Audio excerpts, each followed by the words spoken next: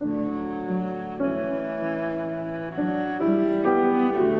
father started the Beachcomber in 1976 after being a director of therapy at a number of facilities up in Pennsylvania and then also here in Florida. And when he founded the Beachcomber, he wanted a program that was very specific. He wanted a very nice setting, very peaceful, very quiet. And he looked around and he found an old motel built in the 1940s. It has 8 cottages and a main house, and then he built his own residence on the property also. And that's the start of the Beachcomber, and we've been here for 37 years. Back in 1980, I was in Florida State and really did seem like I wanted to be a history major, and computer science was out. My father calls me up and asks if I want to come down and go fishing at the Beachcomber. I said, well, sure, I'll do that. So I came down fishing in 1980, so that's over 33 years ago. And we went out fishing, I came back and says, well, you want to work? And I said, sure. And I'd never really been around my father much because we were separated. I lived in separate towns because of his addiction. We were separated. But it started a healing between the two of us, and even I get choked up thinking about that. But I got to work with my father, and I got to learn from him and his theory of treatment, to treat patients with respect, to have a space where families can heal. And he brought that to the Beachcomber, and that's what we wanted to continue here. Everything I'd learned through 30 years of being around my father, and do what he did, and we're continuing that thing he had started. And it's hard to put in words, but that's what the Beachcomber offers, a healing place for people. The foundation that my father set up in 1976 is still part of the Beachcomber today, the residential or inpatient program. We have expanded a little bit.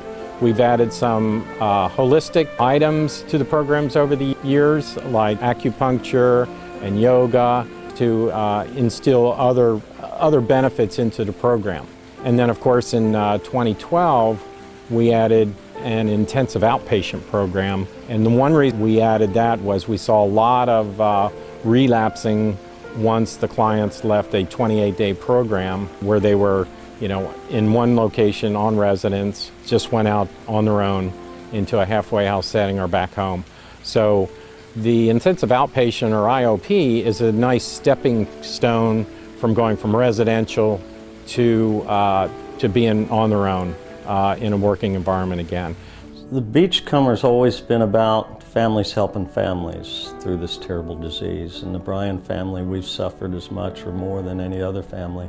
It's still a family operation. My 2 brothers, my nephew, and my stepmother, we're all still involved in the company, and we believe in it. And we've always taken a family approach. This disease destroys not only individuals, but families. And with the family approach, we think it's much more effective. You can't just treat the individual, you have to treat the family. And we know that as a family. We've lived it.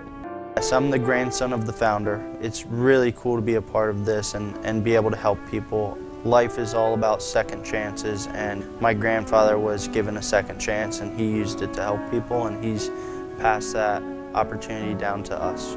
My dad and his brothers would go up there for the summers and spend time with their dad and spend time with the patients playing shuffleboard and volleyball and stuff like that. And when I was a kid, I had a similar experience. I was able to come to the Beachcomber and visit with my grandfather and the patients there. I remember playing shuffleboard. For a long time, I actually thought that my grandfather owned a hotel because sometimes we'd be able to stay in one of the cottages if it was vacant.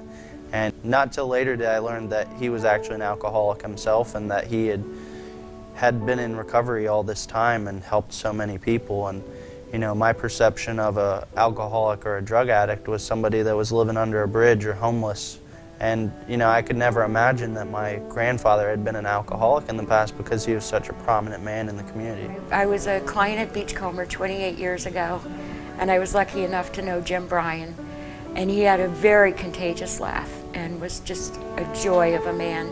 And while I was there, I didn't know anything about alcoholism, and I was terrified of people and everything. And they had just redone the bedding and the curtains in every room, and it really was pristine and beautiful. And in those days you could smoke in the rooms or in group or whatever. And my first night in treatment, I dropped a cigarette on the brand new bedspread and I burned a big hole in it. And I didn't tell anybody because I was afraid they would kick me out. And years later I became very, very good friends with Jim's granddaughter. And of course I told her the story. I'd never told anyone. And she immediately went to Jim and told him. And he laughed and laughed and thought it was one of the funniest things he had ever heard. But that was the kind of guy Jim was. He was just fabulous. He could tear you down in group, but he would never leave you down by the end of group. He would build you back up. And I got such a wonderful education from him on what alcoholism is and what it's not. My father, who ended up in Skid Row, himself got his whole family back together and had a wonderful life that he may have never had if he didn't find recovery.